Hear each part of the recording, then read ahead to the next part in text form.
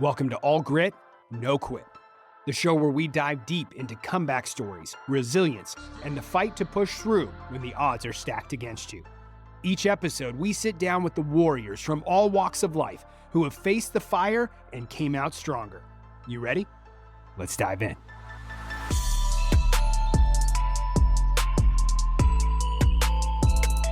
Welcome to All Grit, No Quit, the show where we dive into real stories of resilience, determination, and the unstoppable will to keep going when life gets tough. I'm your host, Tyson Lawrence, founder of Diablo Freight Ventures and Tyson Lawrence Coaching.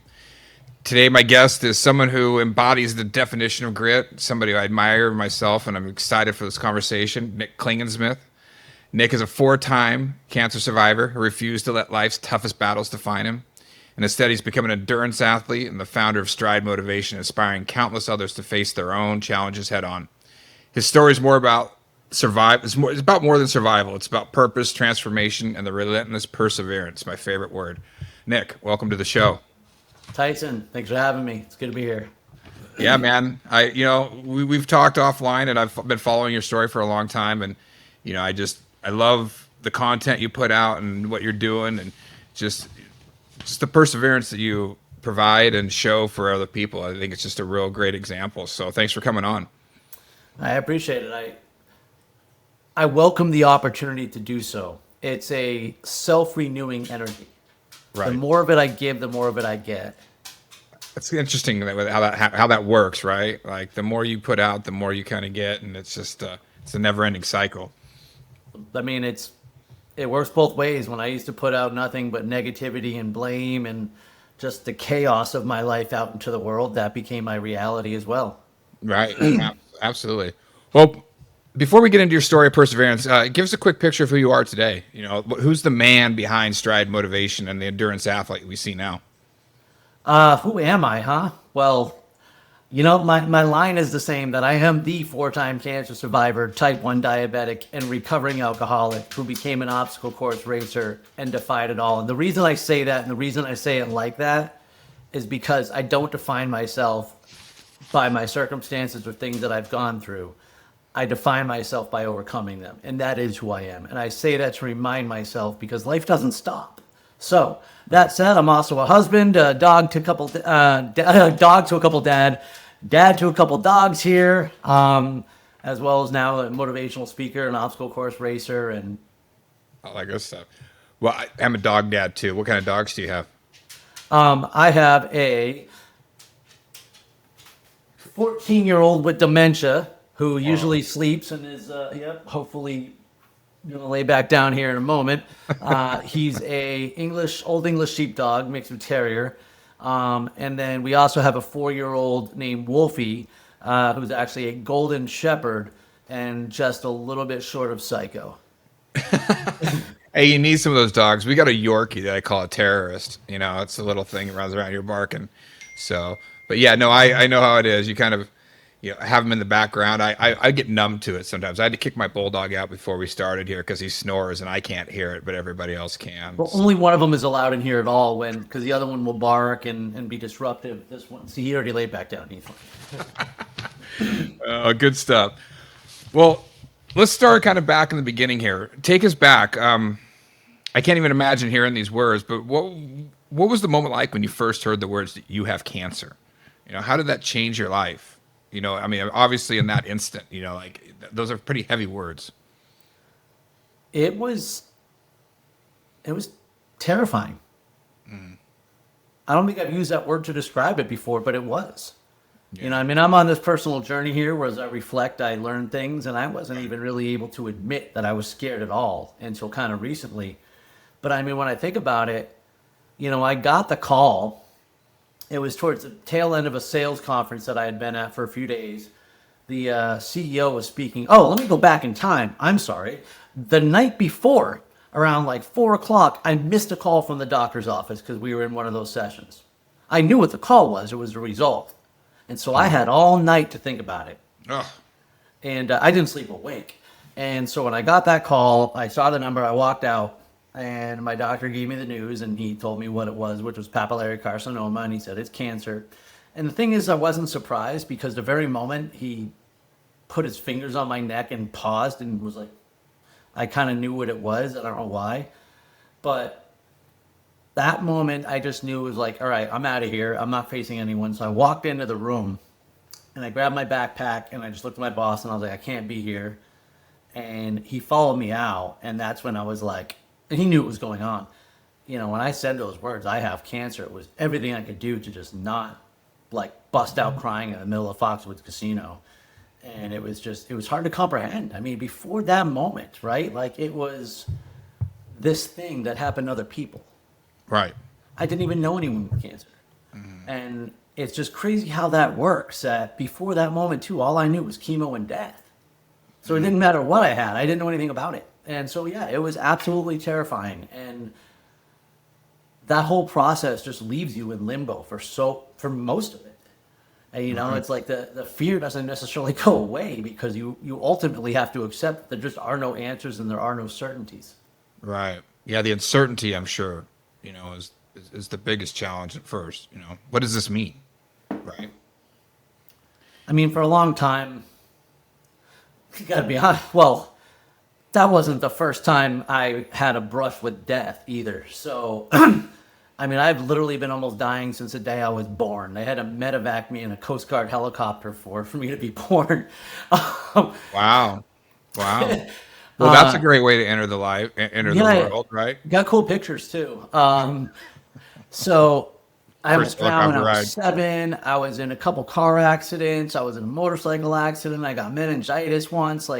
But when I was 19 years old, I was hit from behind by an 18-wheeler while I was in a Jeep Cherokee. I was in the merge lane. He came from the travel lane, hit me from behind.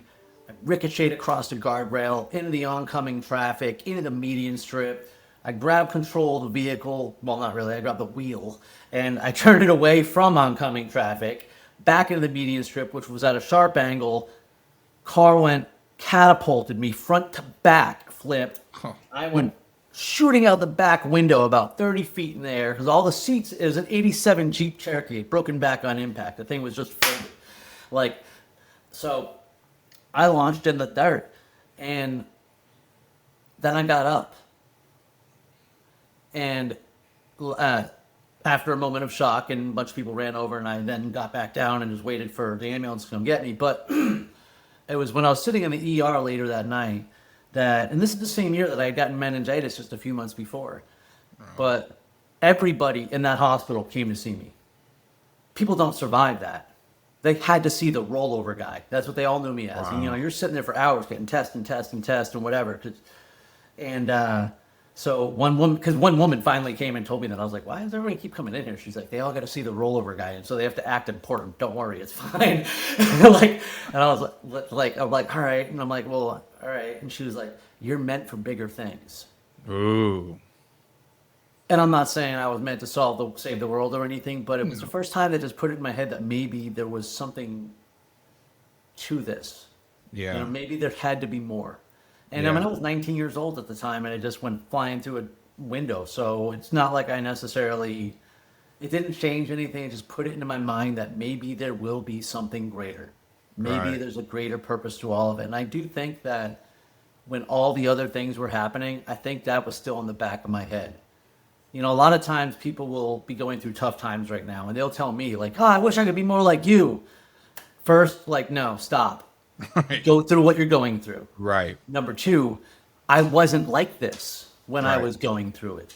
Right. I was a victim. I was afraid. I was anxious. I was frustrated and resent. I was all the things you are. I don't think perseverance is something you have. I think it's something you earn. I think it's something you develop. You know, grit is, we're not born with it. We have to go through to get through it. And so I was thinking about it because oftentimes I credit myself for being such a victim through all that. But I do think somewhere in the back of my head, I just kept telling myself there has to be something more. There has to be a greater purpose for all this.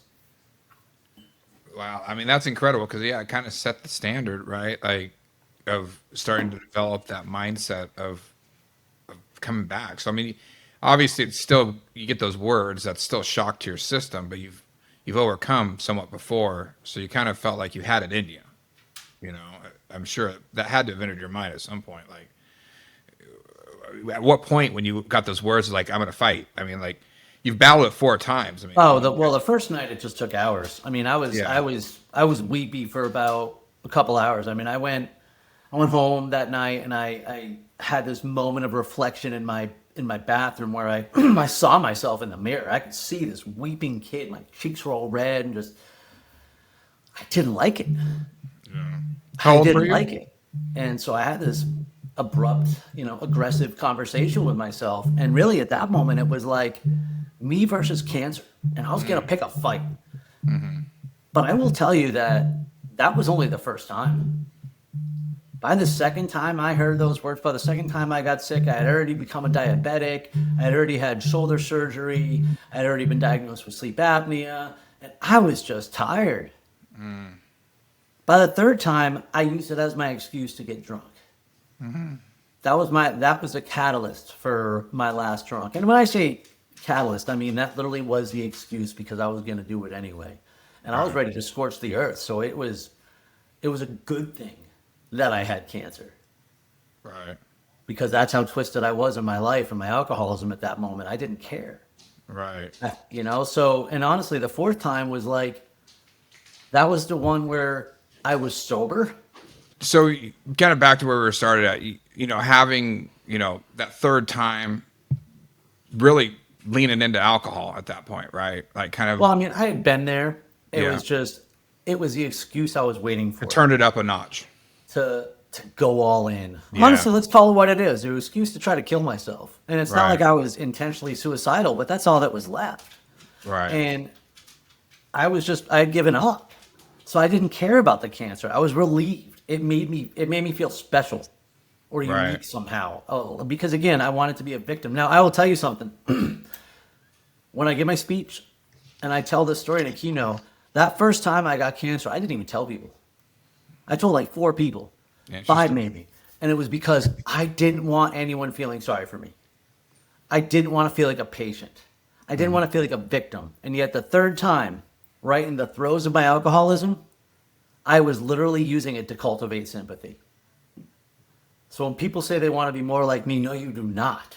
Because I was already in a dark place and I was digging the hole to make it worse. I think it was all that I knew. And I'm very grateful that happened because it did lead to my last drunk, which led to my recovery. But, at that moment, my relationship with cancer was not a bad thing. It was my defense if anybody was going to comment on my behavior. Right. I'm like, well, I have cancer. Yeah. I mean, who's going to argue with that, right? And they knew, so nobody really said anything. And again, I think it's the best thing that could have happened to me, though, because it really just got me where I needed to go. It didn't take long after that. Sure. But the fourth time was different, though, because I was sober for 2 years. And I was still playing this victim because I was convinced I was going to die that time for no reason at all. Or that it was going to take some sort of massively invasive surgery and incredibly disrupt my life. I knew nothing, okay? I knew nothing. All I knew is that I had cancer in the back of my head. But I went to all these conclusions myself. Even though I was 3-0 versus cancer, I still went to the immediate worst possible scenario. And I kept telling myself over and over that you can only get cancer so many times and not die. I was trying to convince myself that that's all that there was for me. Right. And ultimately, it was a simple surgery. They took it out. That's it. No chemo, no radiation.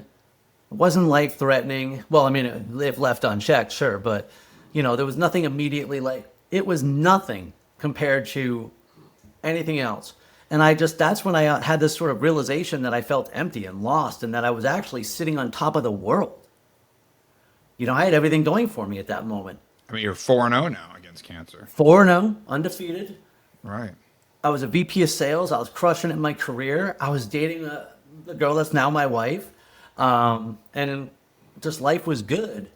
And I realized I had all this blank space in front of me. And that's when my boss walked into my office and first told me about Spartan Race. That's where you first learned about the Spartan race. So when you first learned about the Spartan race, what what was it that kind of got you to like engage with that at this point? When your mindset was at such, I mean, were you feeling confident? Were you now kind of, I'm 4-0 against cancer. I've got a little bit of confidence here. And then he sensed that and was kind of putting a challenge in front of you to conquer again. No, this was his journey. This was something that he had set out to do. He's about 2 years older than me, and he said it was something that he had just a bucket list item that he had put together a couple years. He invited me for the ride, and it's funny because when I sent him a copy of my book, I signed it and I said, "This was your fault." We reached together much of that first year, and then other life obligations kind of took him out of it, and it was something that he was passionate about, like, and I believe he still understands that, but it wasn't necessarily the life changing, for him as it was for me. Sure. But for me, it was, I just needed a catalyst to get unstuck because I had just realized that I was stuck. And to be honest, I didn't want to do it, but I wanted to get back into playing beach volleyball, where I had been a competitive player for about 20 years, but now I wasn't. Between getting fat, drunk, and injured in surgery, I hadn't really been playing, and my window was expiring. And I was like, I just need something where I can kind of pick up some habits and routines again to start lose some weight, just get back into working out, get back into like game shape again, and then start playing volleyball. So the race was 9 weeks away, and I was single. No, I wasn't. I was dating Lisa, but I mean, it was like, I didn't have a lot of other obligations. It was just like, I can focus on this. I need something to distract my life from all the idle time. And give me maybe the habits and routines that'll help me do the thing that I want to do again. And then the irony is that after I did it, I didn't want to go back to beach volleyball for fear I would get hurt. And then it would take me away from racing. Yeah. Because that became more important, right? It was just kind of, it became like an outlet of some sort. Certain things I've come to, it took a while to understand this because ever since you're born, you think we're here to do one thing. What do you want to be when you grow up? And so we pursue that, and we judge ourselves day to day, like on the success or failure of our business or of our new venture or this one thing. But, the things I judged myself on 20 years ago are not even remotely relevant in my life right now. Right. I don't think I'm going to become the starting second baseman for the Boston Red Sox. I think it's okay that I evolved past that. And that's also with my career, and having let go of volleyball and just the constant, I realize it's okay to find out who you are and that you evolve as we go. Right. That's okay. Yeah. You learn and you get older too. You become more kind of aware of how the world operates. You kind of, like you said, you have to let go of some of that stuff. But it's when we hold on to everything else, we get stuck. And then we get mad and resentful towards those around us who are continuing to move. And that's where I was before that challenge. I was the one who was afraid to move. And I think I would have started to get resentful about those around me who were. So it was time for me to just make a change. And I just needed that splash. So this I had no idea what it would do.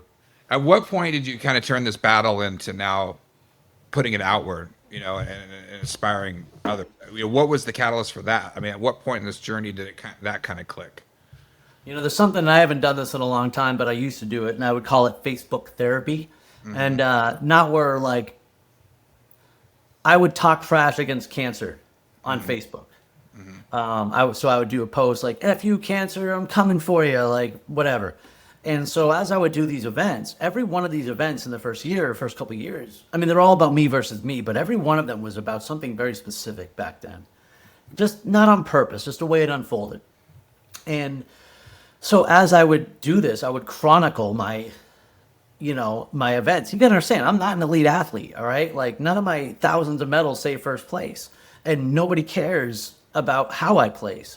It's because of the way that I'm telling the story and that it's relatable to what other people are going through.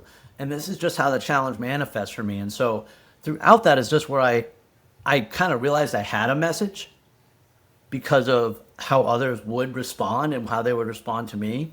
But honestly, it was when I published my book that that's when I knew there was just so much more to it.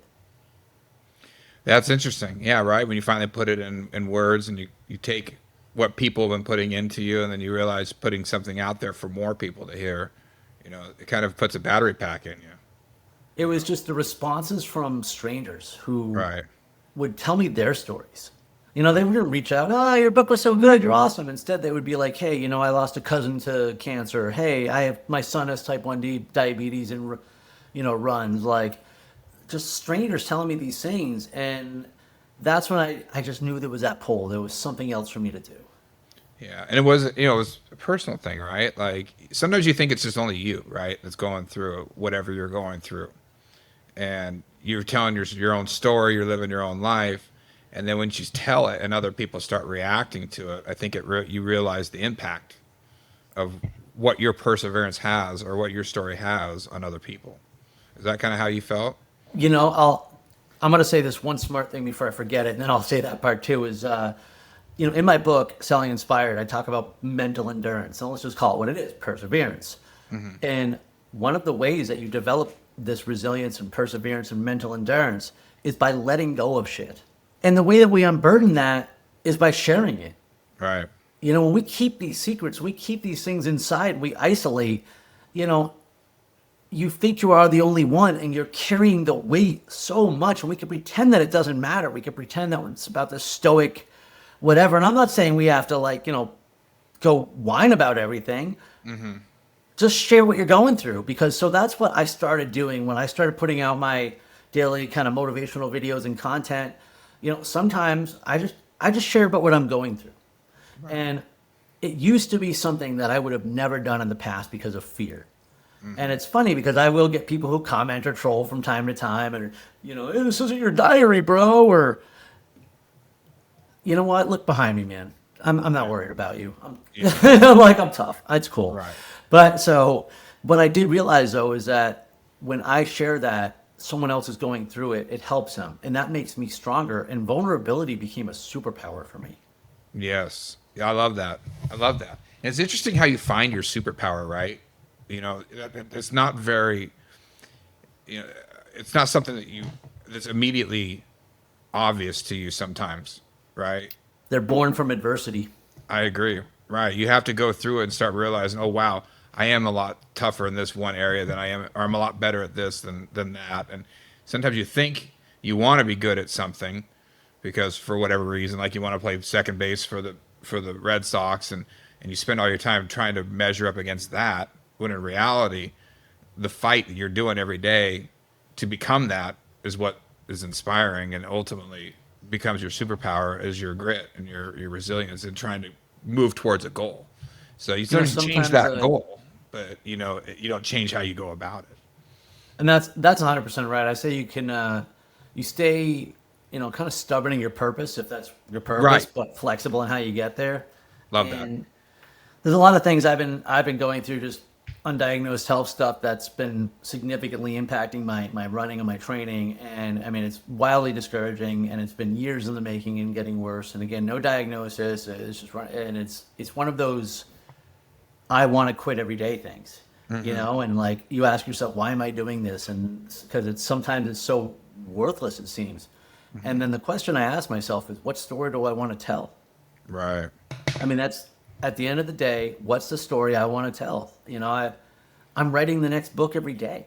Yeah. So I need to have a story worth telling. And if all I did was suck at endurance sports for the next 40 years, that's a hell of a lot better than not doing it at all. You bet. And being victim to all these things that are wrong with me. Yeah. And that's the story I want to tell. That's who I want to be at the end of it. And that has to be enough sometimes, because nothing is guaranteed. We get no guaranteed outcomes here except death. Yeah.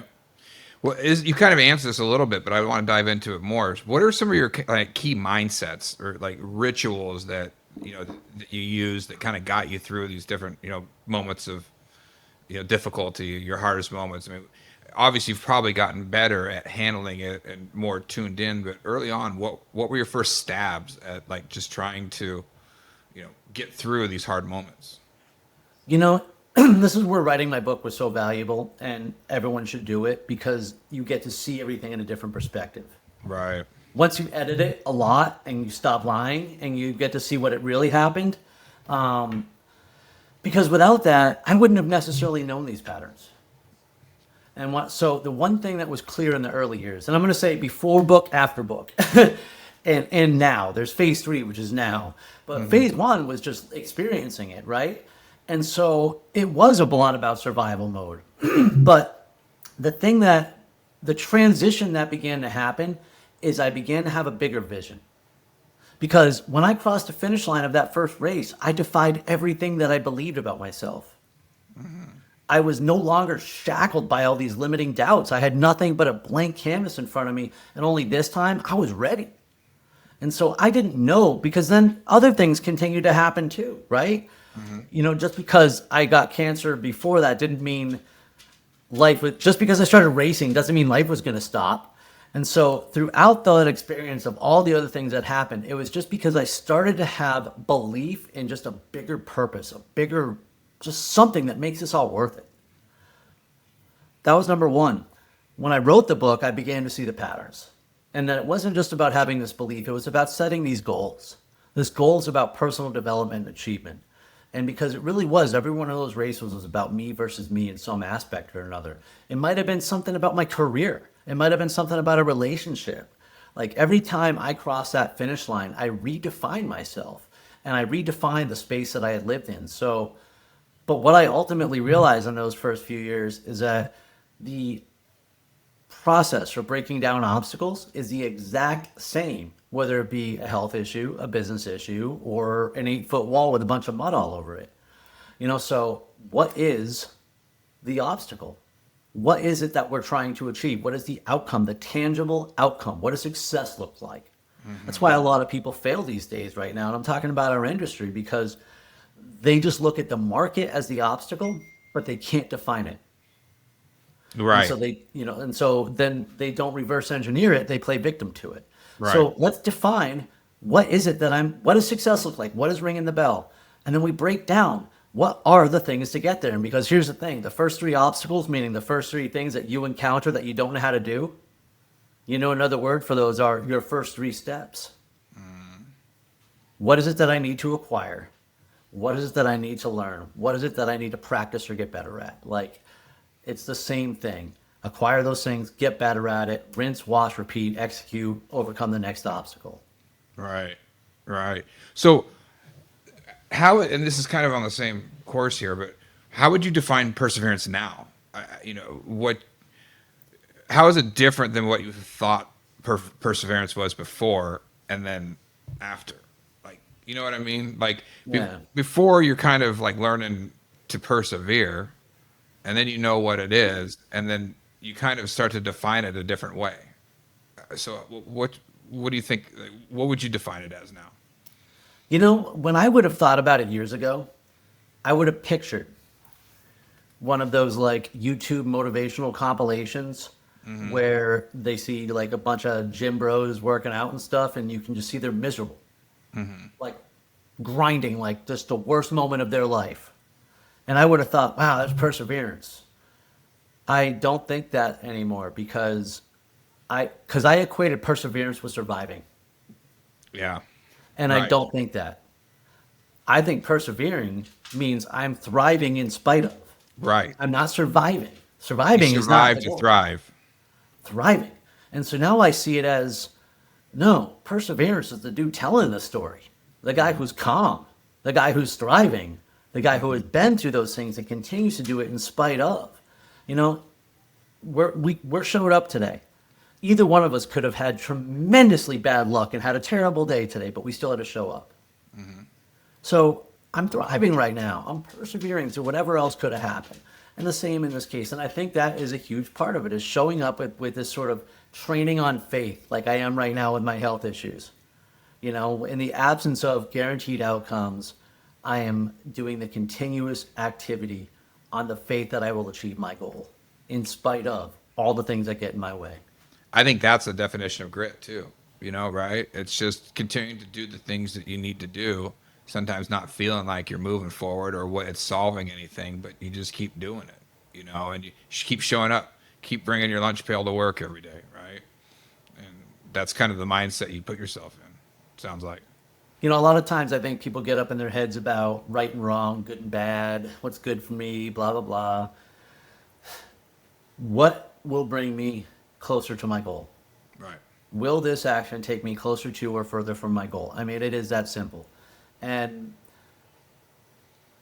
3 inches forward is better than none, Right. And so sometimes we take that effort and we have to, I think we have to accept that a lot of our effort will be fruitless, but it's Right. okay to fail and learn. That's part of the process. And so I think if we simply are able to embrace the beating and understand that sometimes success takes a while and it's also a moving target, we get it, we get into our heads with these seasons. Like I was talking about it with someone earlier, how having been in sales for so long, I've been living on a calendar and a spreadsheet for, better part of 30 years. Right. Every yearly goal, quarterly, weekly, average weekly. Well, we got to get out of this sort of tactical, transactional, moment by moment way of living. Because we burn out real quick on that. You bet. Remember, Rocky just wanted to go the distance. Right. Right. You bet. You got to see what's else? You got to see the forest through the trees, right? Got to kind of. I mean, at the end of the day, I think I know I just kind of contradicted myself because I've been talking about thinking big, thinking like that big, like big goal and vision, but that's really for aspirational purposes. The actions that you take have to be the ones that get you there, and you break those down to the wildly specific and stupidly simple. And I mean the so minute that they are unignorable to take those first actions, which usually breaks it down to schedule something, Google something, or simply do it right now. Yeah, well, that kind of leads my next question. I mean, for somebody that's trying to make that, first repeatable habit, what can you boil that down to? I mean, what would yours be, to get started? I mean, for me, it's really easy. It's wake and pray. I mean, I'm setting the table right off the bat. And I'll tell you why, though, because it puts me, not why, but another benefit of, it physically puts me in position for the next action. Right. Which is to begin my workout. So if you want to start a habit, it's just you have to know what the right action is. So it really depends on what that goal is. But let's break it down, right? Vague thing. Tangible actions to get there. Like what are and I'm trying to think of something here, but of course. Well, kind of what I know what you're getting at here, because I talk about micro and macro goals, right? Like you start out with micro goals that reach your macro goals. You can't get to the macro goal without going through the micros first. And so establishing kind of a wins, certain, achievable moments and goals, early on. They don't have to be big ones. Something like you said, is just starting your day by praying or, running a mile or, walking 10 steps, like whatever. I mean, you can start it as low as you want and then you kind of accomplish it. It gives you enough to go to the next. I would say this. Here's one piece of advice because it goes down to it. If it's important, schedule it. Right. So if there's something you want to start or do, you schedule it. And so as we were talking about the micro actions, I talked about this earlier, but I published my second book, Selling Inspired, in July of last year. I didn't publish the audiobook until April of this year. I overcomplicated in my head. And I was like, I'm going to have to get software. And it's going to take 100,000 hours and blah, blah, blah. And I'm going to pay someone for this and that. And then I'm like, you know what? There are going to be free, easy ways for me to do this. And I just need to put the book out there. I wanted it to get out in front of BCS. So I was like, all right, you know what? I can just ask ChatGPT how to do it and see what I can learn. Okay. The wildly specific and stupidly simple action step was schedule 5 minutes to ask ChatGPT. That's it. It's an unignorable thing because I'm sitting here. I can't put 5 minutes on my calendar. And then the simple step was ask ChatGPT. And I didn't know it was going to happen after that. So the reason I break things down so stupid sometimes like that, and the reason I talk about it, because most people are going to not most people, I don't know. I bet a lot of people are like, that seems silly. But we get stuck in our heads. Yeah. Whether it be fear, whether it be uncertainty or lack of knowledge, or we think about the big project. We don't think about the first step. I'm not here. I don't know how to do this. Forgetting that I just have to do this today. So some of those bigger and more complex things, plus what you find out, as I did in this case, chat was pretty specific. Here's a free program. Download it. Hey, press this button and start recording. I'm like, so instead of it being something that I thought would take 7 or 8 micro steps, when that 5 minutes came up, I started. It went boom, 0 to 60. I was done that week. Yeah. So what about like, I'm big on, doing things to make yourself uncomfortable, and when you get into a rhythm, sometimes you start to become comfortable with what you're doing, even if it's hard stuff, right? And to go back and then be uncomfortable, that means you almost have to be a beginner or learn, from new and start a new process.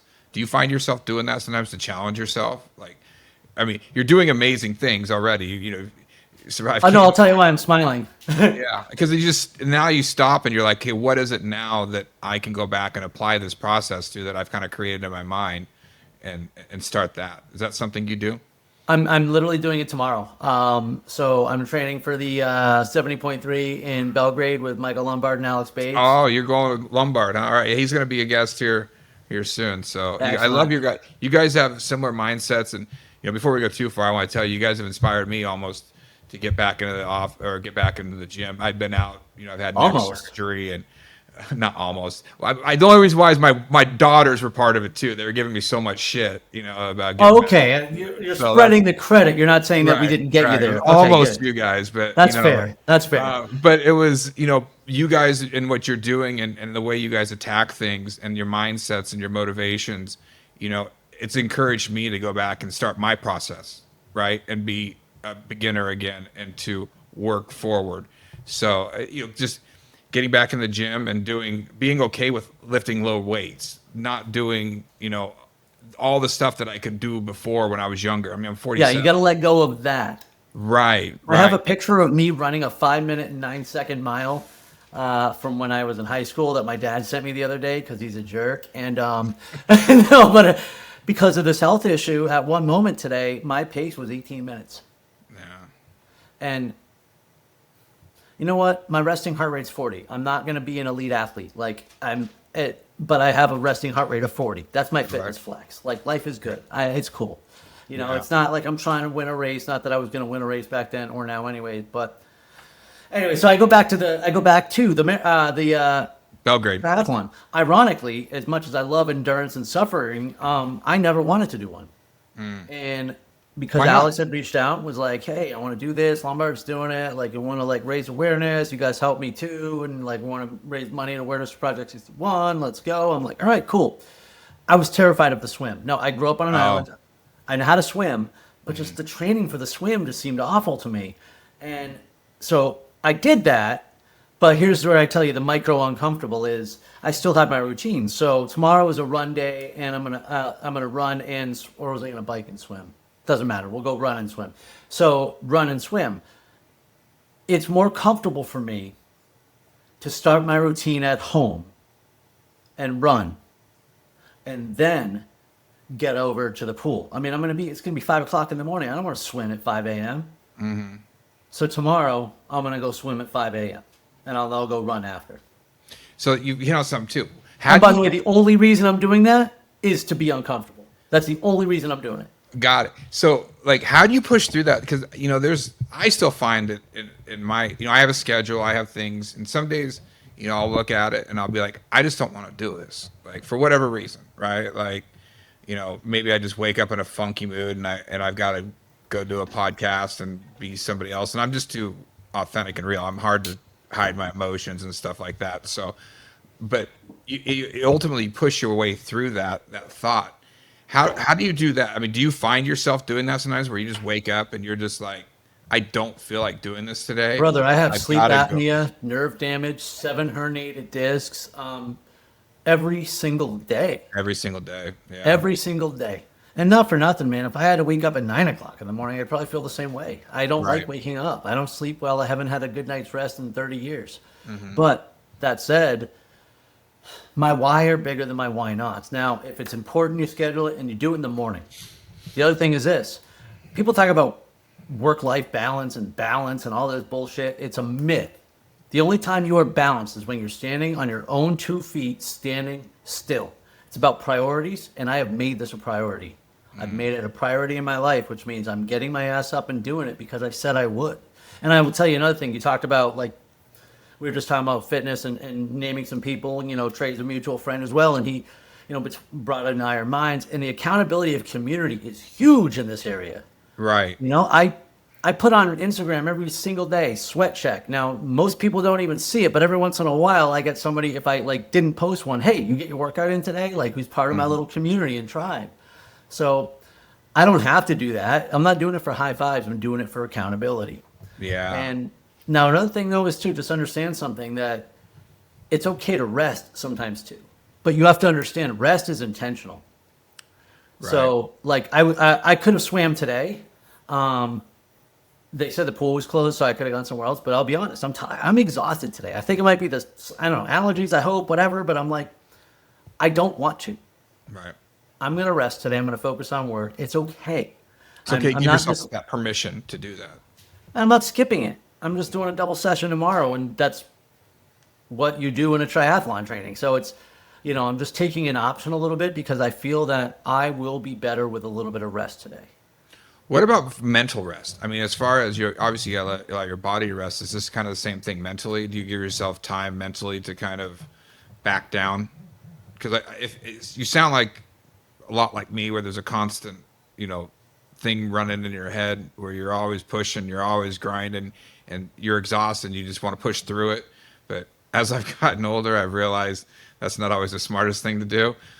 Do you take time mentally to kind of rest? And if so, how do you do that? Do you meditate? Do you, I think you mentioned praying, is there any other kind of things that you do? I'll be honest. It's one of those things where if you love what you do, you never work a day in your life. Mm-hmm. The mental resets for me. And the answer is yes, absolutely. It's just that I get to do it as part of my life. So for example, dogs. Mm-hmm.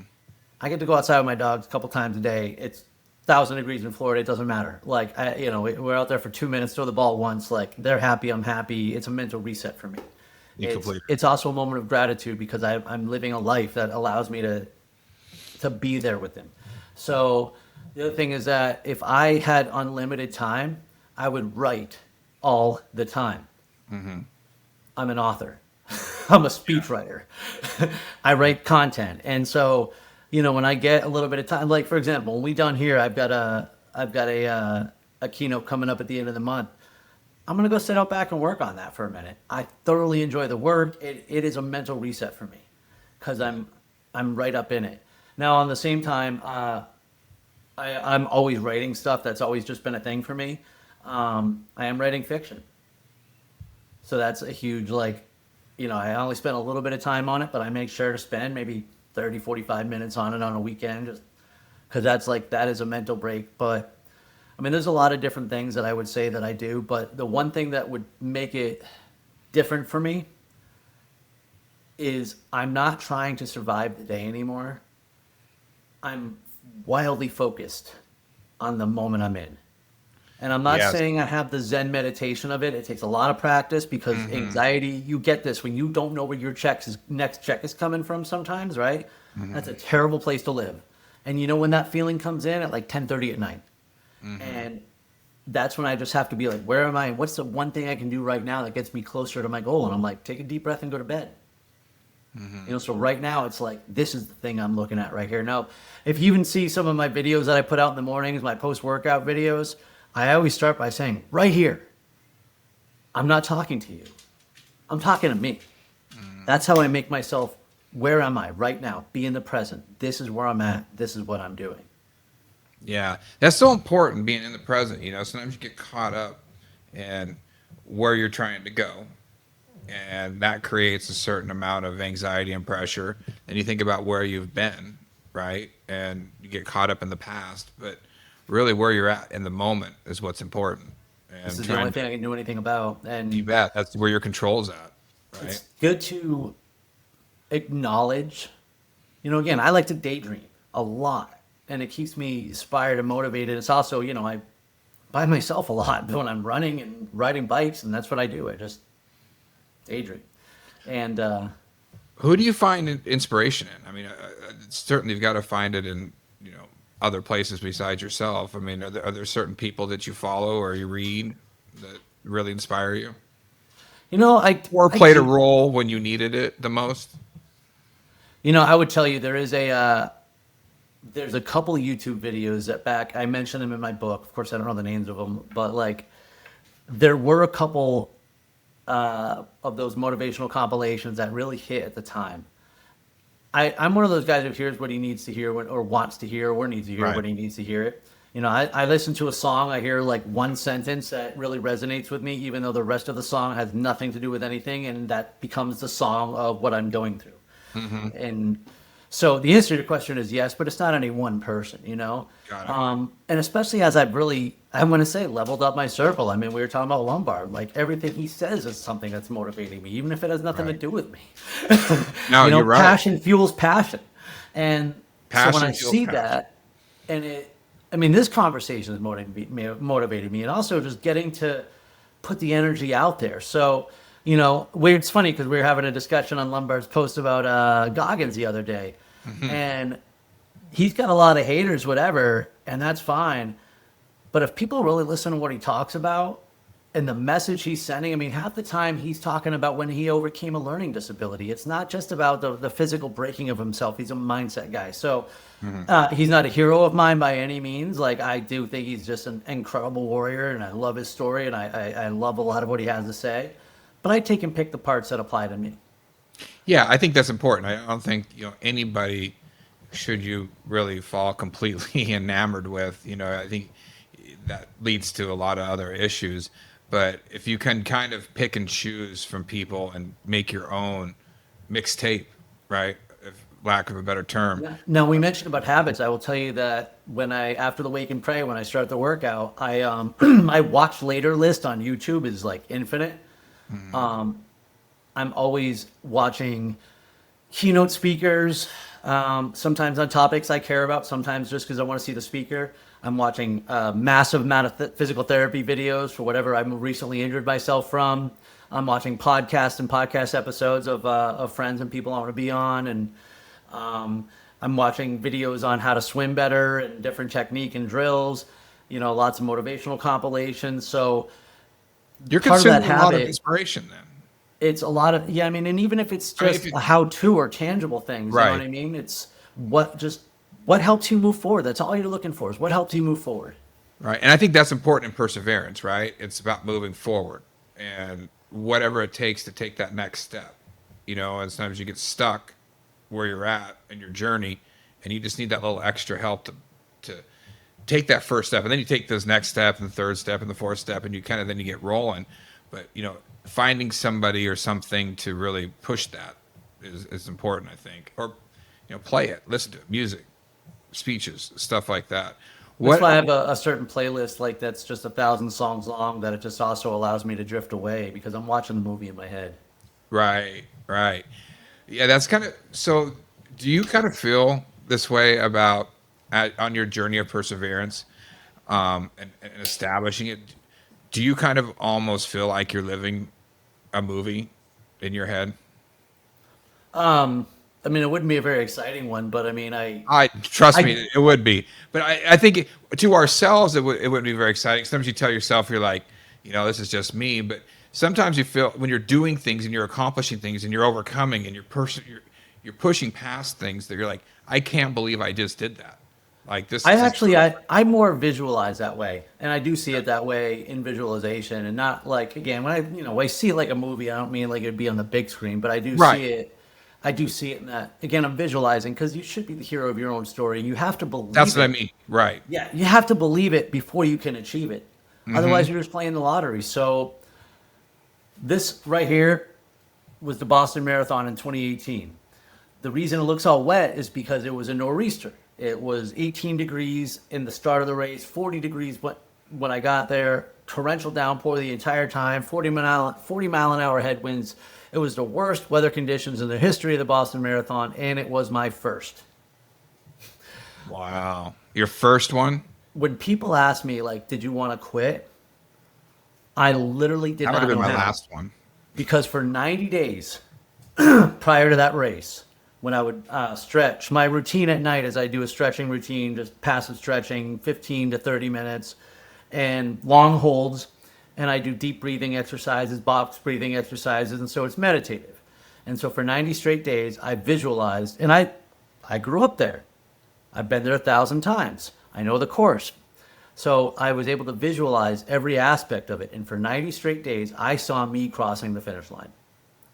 So on race day, even though I had hypothermia, even though I was miserable to the core, I literally did not know how to quit. Visualization's a real thing. 100%. I'm glad you brought that up, because that was kind of going to be my next question is, when it comes to visualization, is that something you employ? And obviously it sounds like you do, but I feel like when you visualize things, that allows you to manifest them. You've seen yourself do it before. It becomes a familiar kind of routine in your head to where you get there. Is that kind of how you feel about it? As visualization, you kind of see yourself accomplishing it. So you've been there, you know what it feels. I think you have to see it and believe it before you can get there. Right. It's who says, well, we'll see what happens, and then succeeds their way to the top of whatever they're trying to accomplish.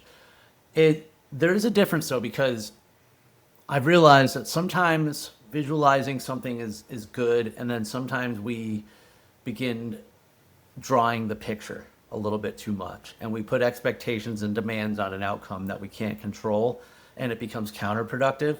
So I really think the idea of what to visualize is the outcome you want to see in yourself. Right. And then it's familiar once you get there. And that was for me, for Boston, the 6 months before that, I was in a car accident. It was like one of the worst days of my life. So for me, I couldn't run a mile 6 months before then. Right. And so for finishing that race and raising funds for charity in the process, and it just meant something so much more. So I had a lot to visualize of who I wanted to be at the end of it. And it was about me overcoming and moving beyond everything that had happened to me in that cycle. Right. Yeah, I think those are the first steps in persevering, right? Is seeing yourself get past it. I don't know if you had this happen to you before, but I feel like people call it deja vu, but I don't. I visualized it. Like when I realized that at some point that I was visualizing it so much, I could smell it, I could taste it, I could feel it, that when I got there, I felt like I'd been there before. And the only other way I could explain it was like, wow, this is deja vu. But then I started realizing, right, no, this is something that I had been visualizing to help me persevere to get through the moment I'm in the pain that I'm in. Something that's funny is and I write about this in my book, Through the Fire, but when I would write about visualizing Boston, because I would journal all this too, I visualized myself. And I described it, I saw myself smiling, like I'm running the Boston Marathon. That's a big deal. Like that was really big for me. Right. And just being so excited and grateful to be there, and just how I felt about it. That's the stuff I visualized. I had no idea the weather would be like that. And yet, what I saw in myself is what happened. Yeah. Because even though, again, on the inside, it was one of the best days of my life. Yeah. It was just some of the worst suffering I've ever had to get through. Yeah, they just threw another challenge right into the middle of it, right? I'm so glad they did, though, and I'll tell you why, all right? Nobody in the world cares. Right. Nobody's ever asked me how long that marathon took me. They always ask me about the weather. Right. I mean, not that anybody's going to care about my time anyway, but it wasn't about that. I was in one of those historic events. Yeah, no, absolutely. So you've touched on this a couple of times. I've heard this word, and it's something that I generally live my life by and I wake up to every day, and that's gratitude. Where does gratitude come into perseverance? How do you feel like, what's the relationship between being, grateful and then persevering? I was going to give you a textbook answer, but I'm just going to reflect on my own journey with gratitude. I can tell you a couple dozen moments where I've successfully practiced gratitude at the right time, where it's been helpful, but I have had them, and it really was something so small. I remember in my old house going through some work stress or something. I just remember, I think the sprinkler had hit the window and the sun was coming in and reflecting at the right time with a garden out. I don't know, whatever. It was just this cool, serene moment. And I was just grateful for it. I was grateful for all the things in my life. But what I've also realized is, as I've been going, like, building things and just going through stress and anxiety, I've been trying to practice gratitude. But what I realize is that I've been practicing I have. I'm grateful that I have. And I need to change that relationship, because the other day I had a moment of gratitude for an experience that I had had. And I actually felt it instead of feeling like I was just writing something on a list. Does that make sense? No, 100%. So I definitely think my journey with gratitude here is evolving. I will tell you that, I mean, everybody in the planet who knows anything about it says it's wildly important. And one of the things that people tell me and I tell others is that you can't harbor gratitude and negativity in the same moment. 100%. And that's the biggest, you hit it nail on the head. It moves you away from negativity. And you've always got to find ways to move away from it's easy to fall into negativity, right? Especially negativity when is powerful. It's the dark side is powerful. Right. And especially when the odds are stacked against you and you feel like the world is on your shoulders and nobody believes in you. It's easy to fall into that victim mentality and that negative mindset. But if you can find a sliver of gratitude in there and then build on that, that's, I think, ultimately what inspires and continues perseverance. And here's the missing word of this: practice. Practice. And also, that's why it's, part of why I say I wake up and I have my routine and then I think about things while I'm running and stuff. It's become a positivity practice for me. Right. The reason I post a video at the moment I finish my run is because you have to think of something positive to say because you're posting a video. Right. And it's literally become something that's sort of ingrained in me now. Like, I sort of address my problems and I don't try to fix my problems. I try to change my mindset about my problems. 100%. Let's take that, because I love this part. Where at some point you've had to make that change, that flip, right? Of going of kind of the victim mentality, for lack of a better term, to now understanding, gratitude, and then realizing what gratitude can do to your mindset and your ability to achieve, as opposed to, trying to fight through a negative mindset. When was there a moment, was there a time in which that slowly started to change, for you? Well, there was one big moment of when I shifted from the victim mindset to, that of extreme ownership. And that was years ago, where after my second car accident, after I've been running races for about 6 months, and the car accident that I had right before Boston, and ultimately the temper tantrum that I threw. But I had more herniated discs. My race season was just ended. Like, everything that I thought was going awesome in my life suddenly wasn't. And even though I had been living this better life, I was progressing in mind, body, and spirit, I suddenly felt like it was being taken away. And so that's when I realized that I was like, wow, holy shit, I'm still playing the victim. Yeah. I was like, I didn't overcome any of my adversity. I only survived it. You can't be me against the world unless you're a victim of the world. Right. You can't always be crying, oh, I have this, I can't. And I threw a temper tantrum and I said, you know what? I'm going to do things diabetics should not.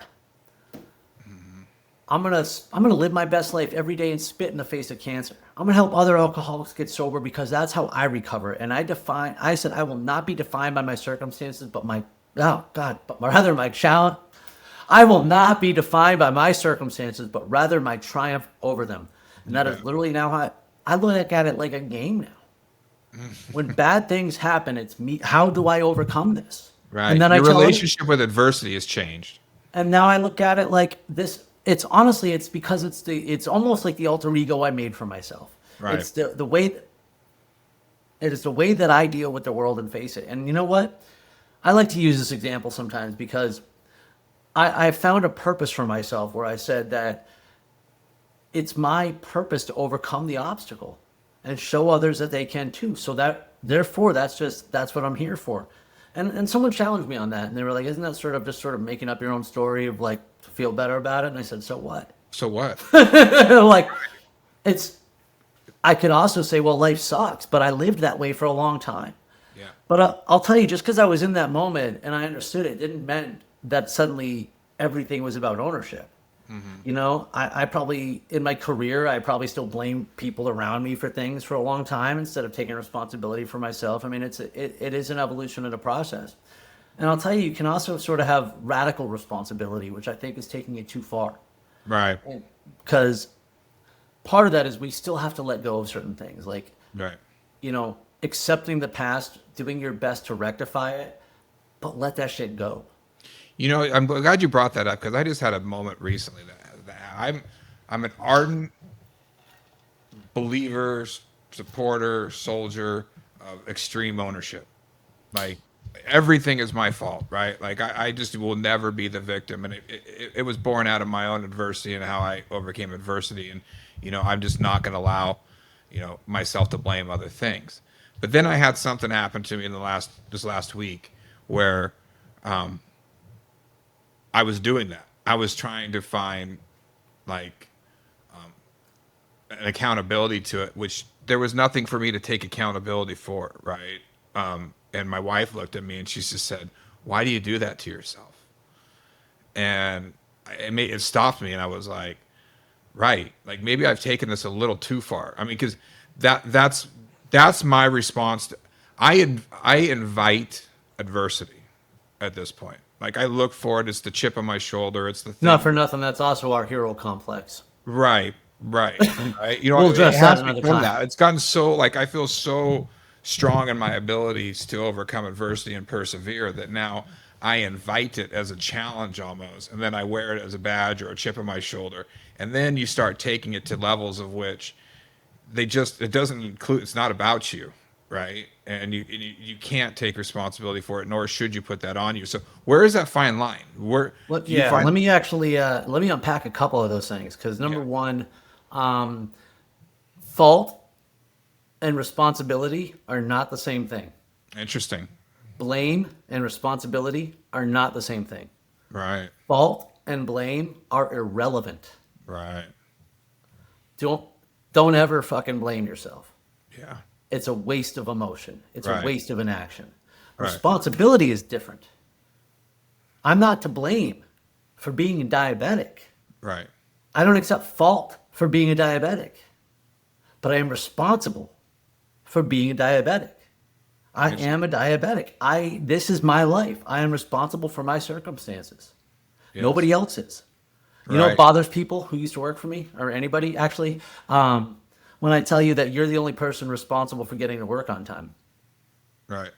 They're like, "Oh, but it wasn't my fault. It was a car accident." And I was like, "There's a car accident every day." Right. You're responsible doesn't mean you're at fault. Right. You're responsible doesn't mean you're to blame. I talked about this at BCS. I said one of the problems in our industry is that people are way too concerned with fault and blame. Right. I actually had people who worked for me at my last job in logistics, and I made them all commit to something that I said, it may not be our fault, but it is our responsibility. Wow. Yep. Like, You know, that's exactly what it bore out in my industry. You know, being a broker, you know, part of the first thing you're taught, you know, as an early broker or a good broker is that you never blame the carrier. You don't blame the customer. You take responsibility for it. get it yourself. done. Right. Because Right. I don't care. I'll tell you what, I was a leader of 100 people at one point. I'll tell you what, I love this guy, okay? This guy cost us $8,000 on a stupid load. But here's why I love him. Because when he worked for somebody who worked for somebody who worked for me, okay? Mm-hmm. I didn't need to go be involved. Mm-hmm. His boss or whatever came to me, he said, "Here's what happened. You know, this guy made a mistake. What do you want to do?" I was like, "Well, we can't charge them. We have to eat it. This sucks." So I want to know what happened, but I'm not going to ask in that moment, and I don't need to address it with the employee. But the employee and I had a relationship, and he stopped by my office. Mm-hmm. And so he was like, "So you heard, huh?" I'm like, "Yeah, dude, what happened?" He goes, "I fucked up. I fat fingered it." Like, I'm like, "Oh, not going to do that again, right?" He's like, "Oh, no." It's interesting. Okay. It takes away when you accept blame and accountability for stuff. It just totally disarms the person that you're worried about. You know that's coming at you. So that was it. There was That nothing was else you could really say. Like, what are you going to keep beating the dude down? He's already accepted responsibility. You know. Like, I had his boss write me an email so I could satisfy my boss, but there was no HR, there was no write-up. Like, it was a mistake. Listen, you know how the catchers don't have errors, they have pass balls, right? Right. If you're a broker, you touch every play. You're going to drop a few balls. Yeah. It's inevitable. So own it, move on. Yeah. And you're right. When you blame the carrier to a customer, all you're saying to the customer is, well, I can't help you either. Right. Well, what do they pay you for? Right. I didn't do my job. Like, How about it's your job to make sure that you. Yeah, here's the situation. Here's what I'm doing to rectify it. And if you need something from the customer, you tell them that too.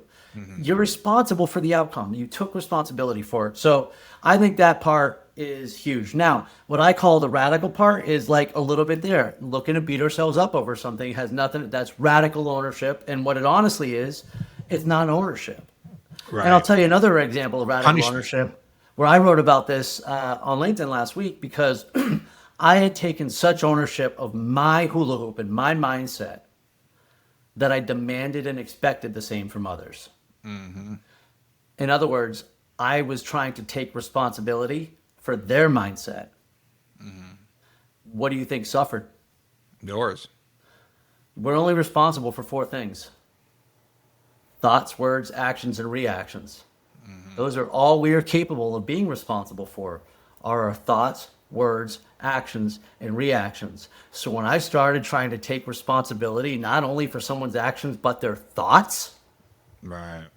my thoughts suffered, my words suffered, my actions suffered. Yeah. You're right. That's absolutely, it can go too far. Right. And, you got to find that healthy balance. But again, circle back to, where this fits and everything. I think in order to persevere, you also have to recognize accountability, for what you had to do and what Own your hula hoop, and everything else is none of your business. right. And you work on overcoming the obstacles that you can overcome, and don't worry about who else, what they're doing with theirs. And that sometimes it's a control thing. I think some people think that it's a control, they're controlling. It was for me. Yeah. And, Like, as a leader, I knew that because that's why it would frustrate me. right. And, Right. I don't, again, so when you ask about the relationship with it, it evolves, right? 5 years ago, I wouldn't have been able to recognize that. Right. Yeah. Yeah. No, being in this job and, having to take accountability, it really changed my life. Also, and realizing that in order for me to persevere, in order for me to keep moving forward, I need to take responsibility for things and realize that things are going to happen, and they're going to happen to you, but it's how you react to them. If you're going to automatically try to assign blame, push it away, like, all you're doing is you're just slowing down the process of being able to overcome. Responsibility it creates personal freedom because as a diabetic, again, I'm not to blame, I'm not at fault. But when Right. I take responsibility, I can be an ultra endurance athlete. Right. When I take can move responsibility for my diabetes, there is nothing else that I'm not capable of doing. Right. Right. But if I just want to be like, oh, what was me? Then I am just nothing but a victim. Yep. Absolutely. Right. Yeah. And then when you can move forward, that's when you start to persevere. That's where you find your grit. That's where, but if you're sitting in that, woe is me, I'm the victim, you're never going to get out of that. People aren't going to, like we talked at the beginning, people aren't going to come and pull you out of that. That's something you've got. Nobody's coming to rescue you. Nobody's coming to rescue you. And you can start that spiral and then begin to, I can't catch a break, and start talking all these words that then have an effect on your mindset and how you start filtering the world. I think Even a if lot it's of it goes back true, to, we're just creating our own reality that we can't get out of. 'Cause, Right. I mean, You have to I get it. rewire I'm your not brain. discounting what someone went through. And Sure. even you asked earlier something about process. Like when bad things happen, I don't immediately brush them off. Like Right. I process like everyone else. And honestly, it usually takes me about a day. Yeah. And I don't do it on purpose. It's just how long it takes. Like Right. I reference how, and I tell this story sometimes. I was actually doing a Spartan race in Ultra out in Dallas a couple years ago. I had just lost my job, and I was starting my own business, doing this. I needed a win. I really needed a win. Oh, and I had failed my race in Vermont the month before. I needed a win. And instead, on the 12th mile of the 30-mile race, where I was actually having a really good race, I strained my hamstring. I thought I tore it, but I had to bow out of the race. And on my way out that day, it was only about 10 o'clock in the morning because I had done 4 hours of it or something so far. I realized that I had 36 hours to kill in the middle of nowhere, Texas, until my flight left. And I thought the best place to spend that was at a bar. So I immediately went to the hotel, packed my shit, and drove to the airport. And I couldn't walk. I needed a stupid wheelchair, which turned out to be wildly convenient. But I was so angry. I mean, literally, and 2 weeks later, I was supposed to go back there to run the world's toughest mudder, a 24-hour event that I had just paid, I was so excited to do all this for, paid a bunch of money, and again, I needed a win. And so I only talked to 2 people that night, the only 2 people I knew that wouldn't try to make me feel better, who just let me be mad. And I wasn't sure how much this was going to screw with me. I wasn't thinking, how would I overcome this? I was just mad. Well, I got home that night, I woke up the next day, and said, all right, well, how do I overcome a hamstring injury? I said, all right, let me see what I can cancel for the world's toughest mudder, see if I can get any of my money back, and then how do I do this? It just became the next thing. So however long it takes someone to process, it takes them. Yeah. I think that's probably going to be individual, and, obviously that's one thing, right? Like some things might take longer, but at some point you simply decide that, all right, what do I do next? Right.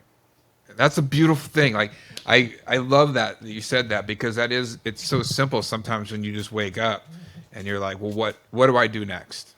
Like, what is the next step? Like, I am down, I'm getting up, but like, what is that first thing? It's not just standing up, right? It's getting out of bed, right? And taking those first couple of steps until you figure it out. No, I actually got one for you too. I forgot to mention this one earlier, and I know we're probably on time here, but you asked about mental resets, and one time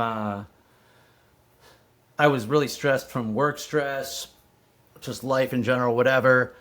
And all of a sudden, I kept thinking about all my workouts and how they were just staggering. It was going to be too long, too hot, whatever. And I didn't want to get out of bed. And so I started missing them. And so one day I just said, you know what, screw it. I just woke up, grabbed a cup of coffee, grabbed my ruck, and went on a walk. And I walked for about 5 miles as the sun came up with my 30 pounds on the back, and just not even at a big pace. I just did something. The very next day, I was able to resume my schedule. I wasn't really burnt out from anything. I was just burnt out up here. And it was just the mental stress of what was building is what was getting to me. And I just needed to hit that little reset button. Yeah. Just give my brain the day off. Not even my body, just my brain needed the day off. Yeah. And allowing yourself to do that, is important. A lot of people, sometimes they think they just got to push harder. Right. And then push through it. Under, around, over. It's not always through. And sometimes we just have to be wildly patient. Yeah. And patience is a hard thing to, do, especially when you're driven and you're ambitious and you have a goal and you're on that track of, I'm going to kick something's ass. Right. And sometimes you got to pull back and think for a minute, and otherwise you're going to burn yourself out. And that's not good for anybody. Yeah, well, we could talk all day, Nick. I love this. I'm energized by it. I hope, people are listening to this are energized by your story. But one of the things that I've got to ask you is you've gone from fighting for your life to motivating others, to really fight for their lives, right? What is the one thing that you hope people remember about your story, and kind of really, maybe even this conversation, if there's just something that they can take from this, what would that be? I don't care if anybody remembers my story at all. I would want them to remember the message of simply taking action in your life. And that's it. Action. Action conquers fear. Action conquers doubt. Action conquers habits. Action conquers stagnation. Take action. Take the smallest action. Just keep taking action. Love it. Just keep moving forward, right? Just keep getting up. Baby steps at a time. Momentum builds momentum. Fire breathes fire. Yeah, absolutely. Man, on that note, how can listeners connect with you? I know you got a book coming out. You've got one out. Can they go to your website? How do they follow your journey and get more involved with Stride Motivation? Ooh, actually, perfect timing. I don't know when we're going to put this out, but if it is in time, on Monday the 18th, Both of my books, Selling Inspired and Through the Fire, throughout that whole week will be free for download. And if not, you can buy them on Amazon after, or hit me up anywhere on the internet at Stride Motivation, or you can check out my website at stridemotivation.com. Love it. Love it. All right. One more question. Okay. Finish this sentence for me. Okay. This is what I'm going to ask all my guests. All right. All grit, no quit means what to you?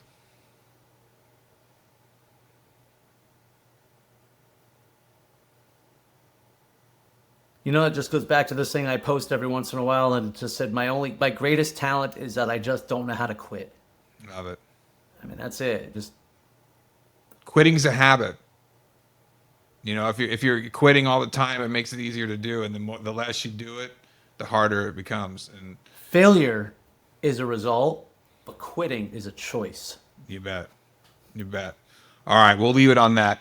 Nick, I appreciate you so much, man. Like I said, I admire your work and your story and your journey. You know, I just, the people in my life that I hold the highest are people who persevere and overcome, and you've been an inspiration to me. And I hopefully we can have more of these conversations and just expand on this stuff, because I love to geek out on it. But thank you for coming on and being one of my first. Got me, bro. All right, man. We'll catch you later. Thanks for listening. If you enjoyed today's episode, give us a 5-star review on your favorite podcast platform and tell us what you liked. Be sure to subscribe to the show and connect with us on social media as we share more stories of every lesson and every comeback. Until next time.